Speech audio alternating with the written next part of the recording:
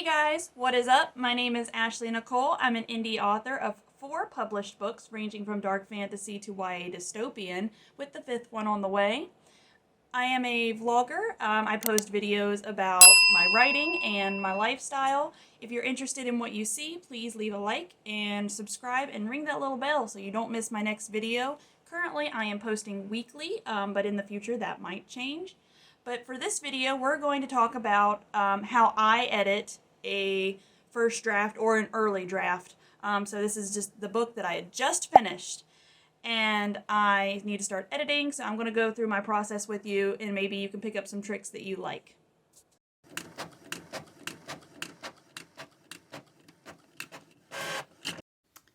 So I went and bought some red pens because I just really find it aesthetically pleasing to do my edits with a red pen. And I mean, who doesn't need new red pens? Me. Hi guys, happy Sunday. Hope you guys are doing good. So as I said, finished my book last night, DT&T, the first draft. So I have, let me see here, printed it out this morning, and look how chunky! I'm so excited. It ended up being, let's see here, 136 pages. That is single spaced right now. I'm going to go through, make my edits, of course use my red pen because that makes me happy. And I made myself some breakfast this morning. It's a ham, egg, and cheese sandwich, but it's on like the cinnamon swirl bread, and it is delicious.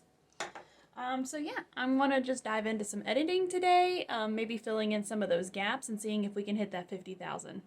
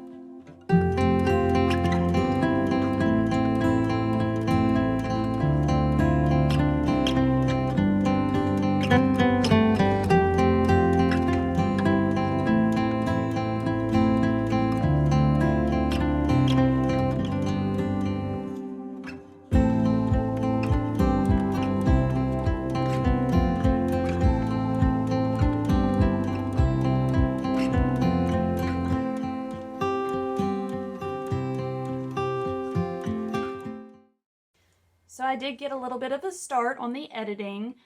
Just to break it down for you, what my process is first I like to give my manuscript a break. Other authors will tell you the same thing, but they'll tell you, a month or several months even. I find that if I don't stay with it, I definitely lose interest and I don't want to go back and edit. Mostly this is because editing is probably my least favorite of the writing process.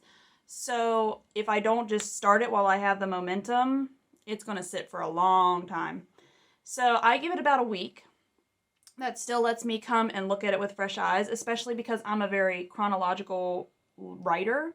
So I will write a story from the beginning to the end. So by the time I'm done with the book and give it about a week break, I can go back to the beginning, which is brand new to me because I haven't seen it in months, quite literally with this one. So, yep, I give it a little bit of a break, which I did. And then I like to print it out, which you saw, because reading it on a different format often helps me catch more typos. And then I do a fast read through, so that's usually what I do is I have my computer read it to me rather than me just looking at the words, and I'll just follow along. I won't make any big changes yet. I'll just make notes. If I catch any filler words, like if I'm listening to it and I hear just 6 times on the same page, I'm just going to underline them all. That way I can go back and see if any of them need to stay or if I can get rid of all of them, because that would be great because I use just like a comma. Anyway, so I'm making notes as it's reading to me. Also because I didn't specifically know how the book was going to end 100%. I knew what I kind of wanted to happen, but not how. So now that I have written the end, I can go back to the beginning and kind of piece in some things that need to be like little breadcrumbs. And then while I'm also doing the read through, I'm making a little summary of each chapter, kind of what's happening. And after I do all of that, after my first read through, I will look at those summaries and revisit my outline, because I outline with the Save the Cat Writes a Novel beat sheet, which I will link the book in the description below in case you want to check it out, but it is amazing. I also outline with Sarah Cannon's Plot Your Novel workbook, which I'll link her channel below as well. And I just look at these summaries of all the chapters and make sure that the storyline that they're telling still follows the beat sheet, still follows that outline that I had in mind, just so the story has like that nice flow that it's supposed to have. Just in case, I started adding chapters or going off in tangents and now it no longer fits, I just kind of want to just revisit, make sure nothing needs to be moved. After I do that, I start to look at the big picture. I fill in any of the placeholders that I had left. I look for any plot holes, and I revisit my characters just to make sure they're really strong, have, their needs, why they need it, and what happens if they don't get it.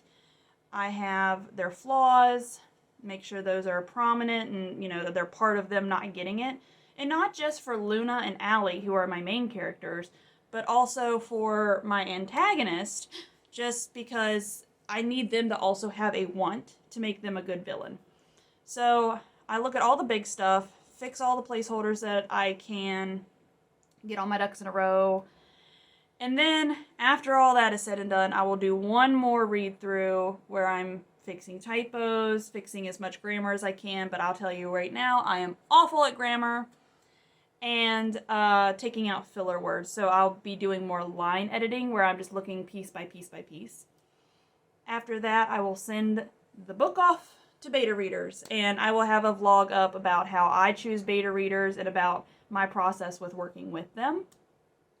But yeah, that's just kind of how I edit. I would be curious to know how you edit. What do you do? Do you use editing softwares? I've actually been interested in potentially doing Pro Writing Aid, but also I've seen other authors using Hemingway. So I'm just curious at what you do.